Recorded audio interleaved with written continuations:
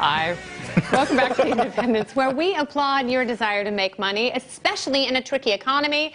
What tricks does the economy have in store for you in 2014? Let's ask one of the big pimps of the Big 12, Texas Tech economist and senior fellow at the beautifully named Independent Institute. It's Benjamin Powell. He joins us to make sense of the sugar and salt of 2014. Benjamin, welcome. Hey, thank you for having me on the new show. I can still call it a new show, right? All right, of course, yes. New show, new year, new dress. Why not? All right, so tell me, going with that theme, what is the new normal for this recession and recovery? Yeah, well, the good news, I think, for us is that we're out of the recession now. Most of the bad investments have been cleared out and liquidated. There's still some stuff hanging around in the wrong industries, but for the most part, that's over. Unfortunately, that's also the bad news for us, because we've kind of entered the new normal in terms of our long-run kind of trend. I mean, business cycles are, traumatic, of course, for any family that loses their breadwinner, whose breadwinner loses their job during the recession. But in terms of the longer-term trend that economists look at of long-term growth, these business cycles are just blips around that trend.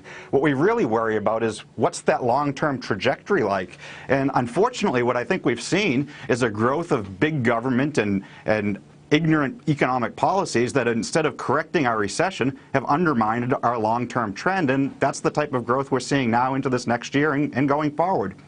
We are seeing some job growth, and we're seeing some growth in sectors like automotive sales, and banks supposedly are lending again. What's some of the good news in 2014 to look forward to? Well, the good news is that innovative entrepreneurs are always looking for ways to make a buck and often stay a couple steps ahead of bumbling bureaucrats. But those bumbling bureaucrats have done a lot of damage over the last, actually decade, even preceding the recession. What we've seen is the United States economic freedom dropping tremendously over the last decade, particularly increasing in that drop since the recession. We now rank 18th in the world in economic freedom, behind countries on every other continent of the globe. And that decrease in freedom, there's a strong relationship, as you guys well know, between economic freedoms, basically protection of private property rights, enforcing the rule of law, freedom to trade internationally, sound money, lack of regulation. These things give us long-run growth, and the decrease that we've seen in the United States should make us expect our long-run growth rates are about 1.5% to 2 percentage points lower than what they were the previous 20 years. That pulls us down to really sluggish 0.5% to maybe 1% growth rates that we can expect going forward. And that's a pretty dim outlook, I think, for the long run. And Ben, we've obviously got to still have a substantial debt problem as well. Interest rates may be on their way up. Do you expect that to be a long-term drag on the economy? Yeah, I definitely think it's a long-term drag on the economy. I think in the short run, what we're going to have is plenty of theatrics, the same way we saw with the government. I'm going to use quotation marks here for shutdown that we had last fall. And before that, the various budget battles so-called budget battles that have gone on, or the dreaded sequester, which, as far as I can tell, changed nobody's life whatsoever. They're just going to kick it around and not do anything serious about it over the next year until an actual fiscal crisis comes of the Greek style. And then we're going to be dealing with something much more serious. That's probably not coming in the next year or even two, but it's down the road, and that's going to have a real effect on our interest rates, our ability to borrow, and hopefully, actually, the long-run role of government in our economy. And, you talk about Greece. If you look at the debt-to-GDP ratio, we're actually in worse shape than they are.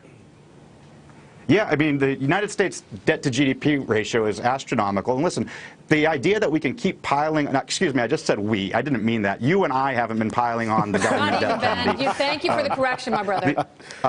Our overlords in D.C. have been piling on this debt. And the idea that they can keep going on doing this indefinitely, of course, is insane. We live in a $60 trillion world economy, and the United States is $14 trillion of it.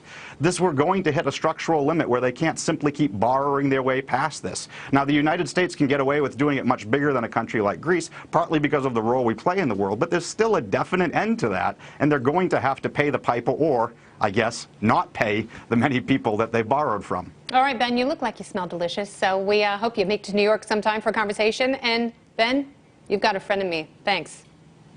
All right, what are you looking... Oh, you're so welcome.